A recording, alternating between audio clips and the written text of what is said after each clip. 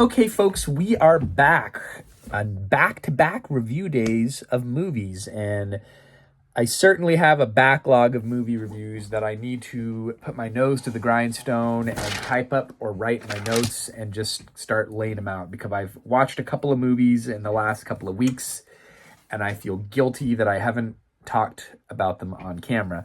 Today, we will be reviewing The Phoenician Scheme, directed by Wes Anderson. And my last Wes Anderson reviews were probably on the Netflix movies, the mini films that he did. And prior to that, I was just looking back through my archives, and my wife and I in 2023, we reviewed Asteroid City, which was not my favorite Wes Anderson movie on record. My first Wes Anderson film that I remember seeing dates back to probably 2004. It probably was The Life Aquatic with Steve Zissou. That's the first film that I could remember seeing of his in theaters. And even before that, my good buddy Ryan Burt, huge shout out. He introduced me. We went to Hollywood Video in the city of Orange. It was there on the corner of Tustin and Catella, right next to the Norms. They never close. We rented Bottle Rocket, and that would have been probably even before I saw Life Aquatic in theaters. So I've pretty much seen all of his movies in theaters since then. And here we go, Phoenician Scheme. It came out on May 30th, 2025 in the US nationally, and it debuted at Cannes. And I read an article that it was booed heavily. I think the San Francisco Gate, some pop-up news article on social media, they said it was booed. That I was letting that influence my mindset, but then not really, because I just went in there at a matinee showing at AMC, $10.79 for a matinee ticket, and I was the only one pretty much in the movie theater. There was a couple of other people that straggled in, but it was pretty much deserted at an afternoon showing here on a Friday in the Central Valley. So the movie had a $30 million budget, and it was filmed in Germany, Babelsberg, Germany, and it is the oldest and largest full-scale studio in the world, it dating back to 1912. They have a 270,000 square foot studio area. So there it was, filmed in Germany. And he had already written this movie prior to the actors or the Screen Actors Guild strike. He had talked about this script already being written when he was doing a press tour for Asteroid City, and that was 3 years ago. So it finally got in the can. Last year they filmed it. It was shot in 35 millimeter.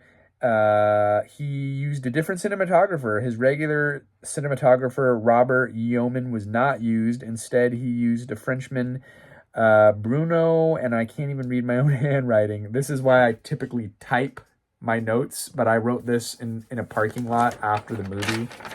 Illegible! So I apologize.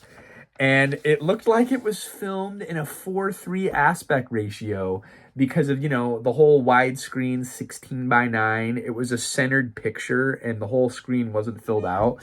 And I liked that it was filmed in 35 millimeter. And I enjoyed this movie. We'll get into the score in a minute. So basically, Benicio del Toro plays the main guy. You get Tom Hanks in there for a bit part. Bryan Cranston's in a little bit part. Even Scarlett Johansson, who was more prominently featured in his last film, Asteroid City, she's kind of more in a minor role. But Benicio del Toro, Michael Cera, and this up-and-coming actress, Mia Threppleton, she was picked after watching 5 minutes of her audition on the second day of auditions. And unbeknownst to Wes Anderson at the time, that is the daughter of Kate Winslet. So is it a Nepo baby role? No, because if he had no idea that it was the daughter of Kate Winslet. What else? Co-wrote the script with Francis Ford Coppola's son, Roman Coppola. They've collaborated before. I don't know what else they worked on. I think maybe the Grand Budapest Hotel, if I'm not mistaken. They might have co-wrote that.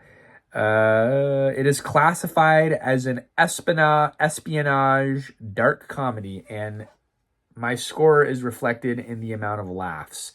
I sat there boisterously laughing loudly in the theater because there wasn't very many people in there. It gave me great laughs, lots of very dry Anderson-esque humor, beautiful set design, just like you would expect from an Anderson movie. Everything is like picture perfect, but handcrafted. Okay, what else did I want to mention? He had his frequent collaborator for the film score, which was awesome. That was another plus for me. Alexandre Desplat. That is the 7th Anderson live-action film, or the 7th Anderson film that he scored. And I think there's 12 or 13 at this point. Okay, so the premise. This guy, I didn't write the character name, but the Benicio del Toro guy, his daughter may or may not be his daughter, played by the Mia Threppleton, and she's supposed to be going into a nunnery and getting ready to take her vows. He has 9 sons, both biological and adopted, as they mention in the film. He is not giving them heirs to his business empire, and he is super shady, so he's going to pick this estranged daughter to take over his family business.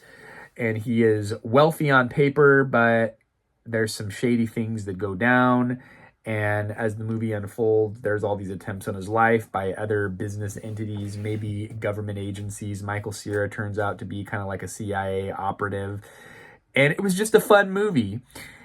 I thoroughly enjoyed it. I did not find myself glancing at my phone. It was an enjoyable film all the way around. IMDb 6.9 out of 10. The Rotten Tomato critic average is currently 78%. The audience score Rotten Tomato average is 73%, but there's only 100 people reporting in right now, so I know that over time that will change. Did I mention it cost $30 million to make? As of now, it's only made about $8 million at the box office, so it's not necessary. I think it's probably still too early to tell, but they do usually pick that first weekend box office total, which would be this weekend. So I will be interested to see what this movie makes. I was reading comments on Facebook pop-up ads, and a lot of people hated it in the comment section, and a lot of people loved it. Some people said it was not structured well enough, and it wasn't a very good script. I enjoyed it. I'm 4 out of 5. I recommend it without getting into the plot of the movie, because that's not typically what I do here. I kind of get into the nitty-gritty on production. And check it out, and I'd like to hear your thoughts on it. I recommend it. I've seen all of his movies. Asteroid City didn't really land with me. The French Dispatch didn't really land with me either. So this was probably one of my more favored of his films since The Grand Budapest Hotel. To me, The Grand Budapest Hotel is his last perfect movie. And this movie is quite entertaining. It was definitely worthy of a 78. If I was to rate on a 1 to 100 percentage scale, I'd probably be around 80%. It's not quite a 5 out of 5, but it was enjoyable. So check it out. The Phoenician Scheme. Thank you, Wes Anderson, for making picturesque scenery and set design always unmatched. It's a period film. It takes place in the early 50s. Check it out. If you're into plane crashes, murder, and mayhem, this movie, it's one of the more violent Anderson movies that I recall seeing too. So that was kind of like what I think was a departure. Some of the stuff that I read, people didn't like how violent this movie was, but it's rated PG-13.